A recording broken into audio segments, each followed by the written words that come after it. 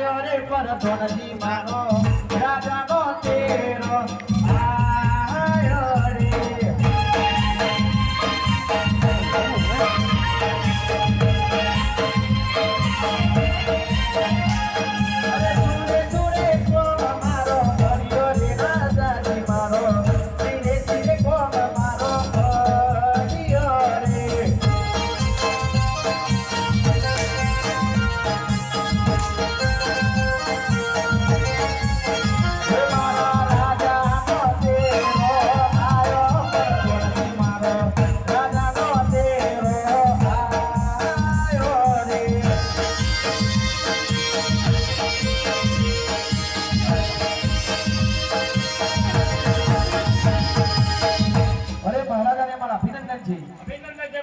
अरे महाराज बोलो अबे શું કામ પડ્યું પ્રધાનજી આપણા રાજમાં કેવું ચાલે છે અરે આપણા રાજમાં મહારાજા ખૂબ સરસ ચાલી રહી છે ઘોડોને ઘાસ કેવી રીતે નિરાય છે અરે ખૂબ સરસ નિરાય રહ્યો છે પ્રધાનજી જી મહારાજા ઉપરગઢના નિશાળીયા અભ્યાસ કેવો કરી રહ્યા છે અરે ખૂબ સરસ કરી રહ્યા છે પ્રધાનજી જી મહારાજા આપણે ઘણા સમયથી ઉપરગઢની પ્રજાની નગર ચર્ચા કરી નથી કે આપણે નગર ચર્ચા કરવા જઈએ જય તમારી આજ્ઞા અરે આજ રાજાને પરધોના બાંધે ચાલિયા રે અરે આજ રાજાને પરધોના બાંધે ચાલિયા રે ચાલ્યા નગરોની મોજ રાજાને પરધોના બાંધે ચાલિયા રે ચાલ્યા નગરોની મોજ રાજાને પરધોના બાંધે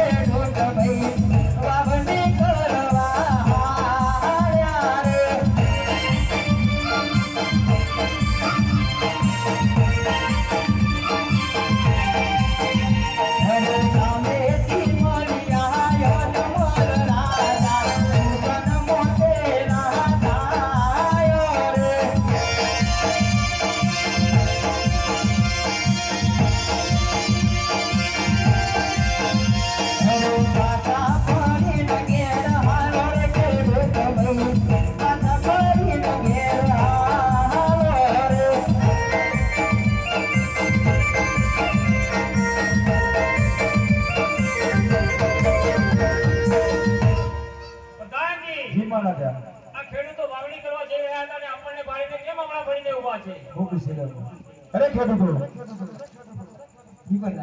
તમે સરસ મજાની વાવણી કરવા જાવ છો આ ભૂરું ભટ્ટ ભૈરું પણ તમારા હાથ લઈ જાવ છો ચોકન હેડ હો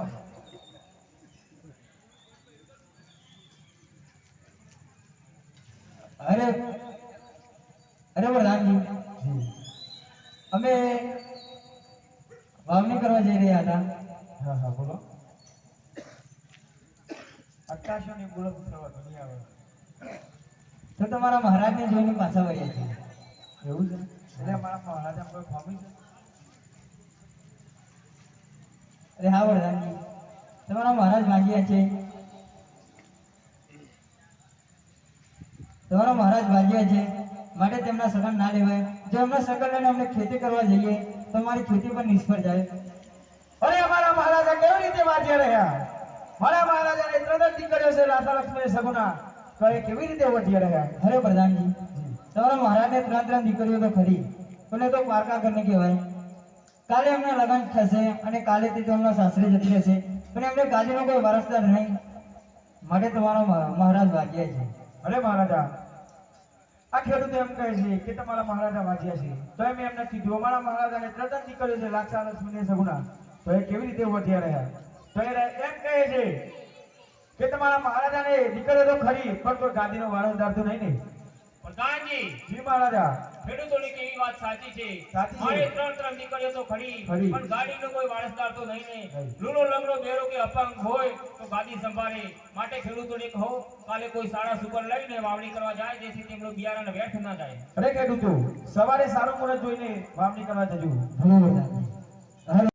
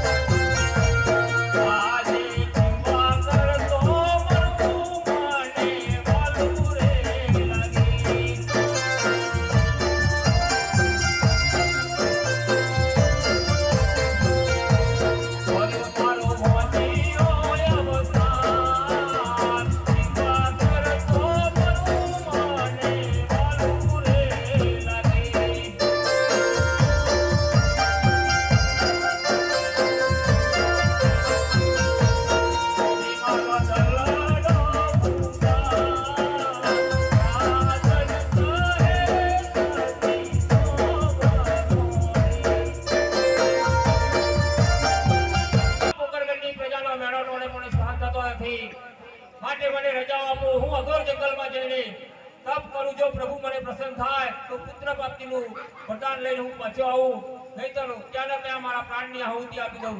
માટે મને રજા આપો. મારે તપ કરવા જંગલમાં જવું છે. અરે સ્વામી, આપણી સગુણા ઉંમર લાયક થઈ ગઈ છે, તેના હસ્ત મેળા પહેલું તમને જરૂરથી રજા આપીશ. ભલે. સતી મને વચન આપો, તમે સગુણાના વિવાહ કરી અને મને રજાઓ આપશો. હા સ્વામી.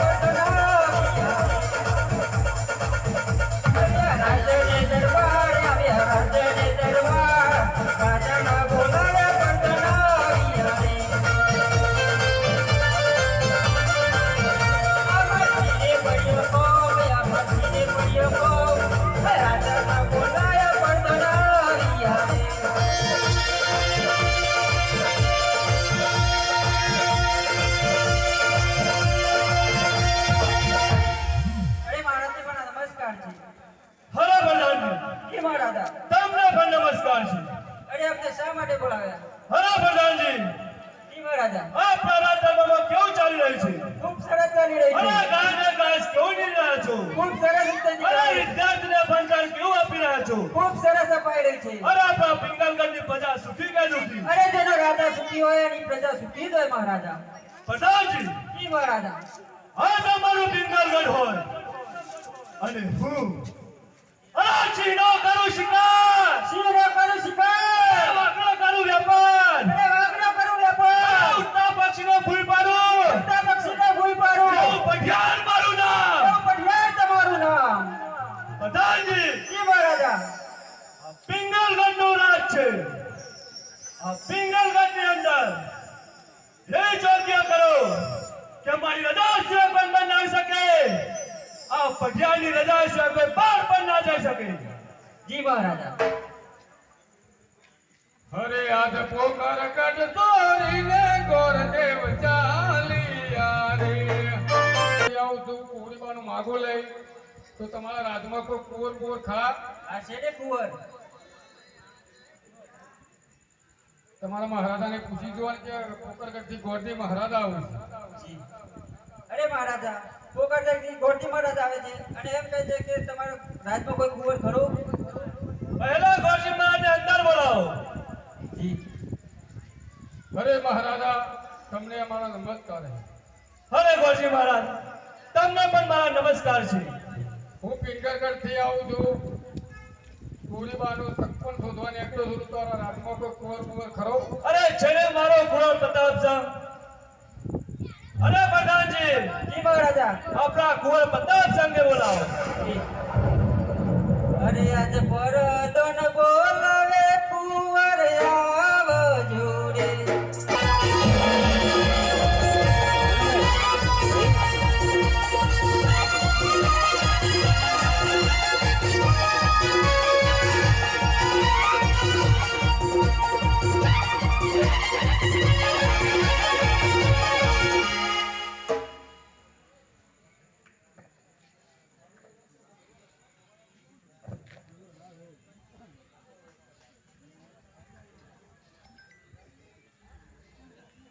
અરે આજ કોણ કેવું કયા ગઢ ડોરા